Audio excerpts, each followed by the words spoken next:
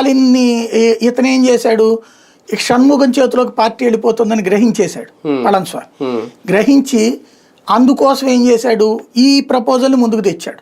స్టాలిన్తో కలిసి మనమే ప్రభుత్వం ఏర్పాటు చేయబోతున్నాం, మీరు అందరూ ఆగండి అన్నట్టు. వీళ్ళు తెచ్చిన ప్రపోజల్, పళనిస్వామి తెచ్చిన ప్రపోజల్. దానికి అనుగుణంగా స్టాలిన్ కూడా మూవ్ అయ్యాడు. స్టాలిన్ కి డైరెక్ట్ గా ఇష్టం లేదు కానీ వాళ్ళ పార్టీలో వాళ్ళకి ఆ ఫీలింగ్ ఉంది, ఏర్పాటు చేస్తే పోతుంది అన్నట్టు. అంతే, కాంగ్రెస్ కూడా వెనక్కి వచ్చేస్తప్పుడు అన్నట్టు. ఇద్దరు కలిపితే దాదాపు 125 ఏమొస్తాయి అన్నమాట. అందుకు సిద్ధపడ్డారు. అయితే అప్పుడు ఆ 5లో మళ్ళీ వీళ్ళని తీసేయాలి, 4 పిఎంకే వాళ్ళని. అప్పుడు 120 దగ్గరే ఉంటారు. ఆ కాన్సెప్ట్ దగ్గర ఆగారు వీళ్ళు.